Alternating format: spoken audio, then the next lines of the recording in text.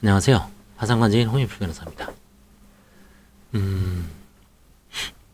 예, 긴급 상담. 최근에 이제 다른 관제인하고 얘기하다가 다시 한번 정리하는 채무자, 제가 사기 파산죄로 기소되었습니다. 면책은 불가능한가요? 정답은 면책은 가능합니다. 재량 면책이 가능하죠.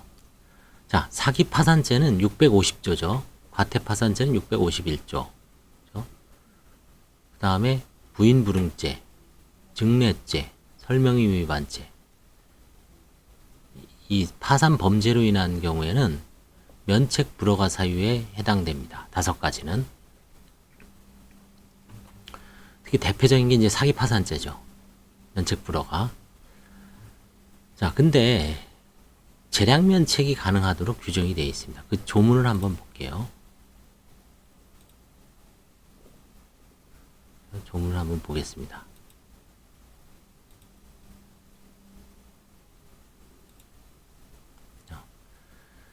여기 지금 채무자 회생법이 보이죠? 법원은 다음 각호의 어느 하나에 해당되는 때를 제외하고 면책을 허가해야 한다.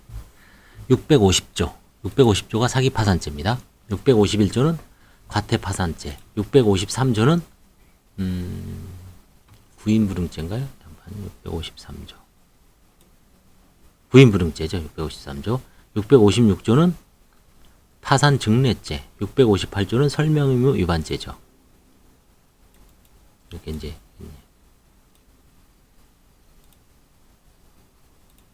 설명의무 위반죄. 그래서 파산범죄 5가지에 해당되는 경우에는 면책을 원칙적으로 면책 불허가 사유가 됩니다. 그렇죠?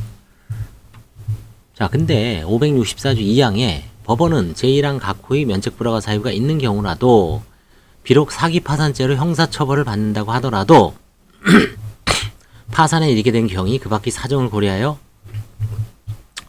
상당하다고 인정된 경우에는 면책을 허가할 수 있다. 지난주에 끝난 사건을 한번 이제 다 끝나서 아직 완전한 종결은 아니지만 대략 채무자는 이제 장사를 하시던 분이었는데 이제 돌려막기 했죠. 계속 사채를 끌어다가 쓰면서. 그래서 자기 유일한 재산이 집입니다. 그래서 특정 그동안 채권자한테 절친한 분한테 1억 원의 근저당을 설정해 줬습니다. 그리고 이제 또 돌려막기 하려고 5천만 원을 사채업자한테 3순위로 근저당을 설정해 주고 1순위 이제 은행이 있죠. 그 다음에 2순위는 이 아까 그 1억 설정해 준 사람이 있고 3순위로 5천만 원을 또 설정해 줬습니다. 그리고 바로 이제 한 달 후에 배우자한테 반값에 매매를 해버렸습니다. 그리고 이제 협의혼을 했죠. 그래서 이제 이 부분은 처음에는 그냥 기소가 안 됐다가 채무자는 이제 혹시 다른 그 돈을 융통한 채권자들 5명한테 고소를 당해서 피해 금액이 전부 한 1억 8천, 1억 7천 정도, 1억 6천 정도가 모아서 이제 고소를 하니까 1년 6월 실형을 선고받았습니다. 복역을 했죠. 파산 절차 진행 중에. 관제인은 그 와중에 이제 근저당 1억 설정해 준 걸 사행위 소송을 제기했습니다만 부인 소송이죠. 상대방이 선의를 입증해서 패소했습니다. 그 다음에 이제 배우자 채권자를 소송 수기한 사행위 소송, 배우자한테 집을 헐값에 넘긴 거, 그 부분은 화해를 시도해서 배우자의 어떤 재산분할 목도 상당한 부분은 또 인정해줘야 되기 때문에 일정한 금원 한 40% 정도를 배우자가 이제 근저당 빼고 이럭저럭 이제 취득한 이익의 한 40% 정도를 환상하는 걸로 파산재단에 편입하는 걸로 해서 이제 화해를 해서 편입했습니다. 지방에 있는 땅 좀 2,500에 매각을 하고요. 그래서 이럭저럭 한 1억 정도를 채권자들한테 나눠주고 총 채무는 한 7억 정도 됩니다. 그래서 이제 이런 점을 재량 면책을 한 거죠. 형사 고소를 한 피해자들은 비면책이죠. 면책 효력이 미치지 않고, 그 다음에 일부 이제 전 배우자지만 화해에 응해서 채권자들이 이제 7분의 1, 7억 중에 한 1억 정도는 채권자들한테 이제 만족을 줬죠. 그래서 이제 다 끝나려는 찰나에 검사가 다시 추가로 기소했습니다. 최근에 사기 파산죄로. 사기 파산죄의 공소 사실은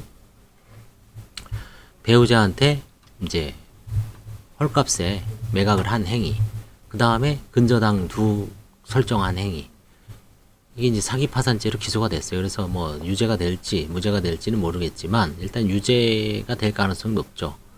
근데 사기죄로 처벌받았는데, 물론 사기죄로 처벌받았는데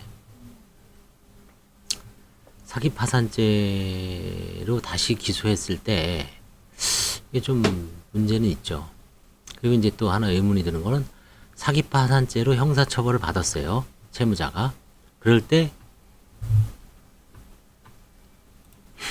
사기 파산죄로 형사처벌을 받았는데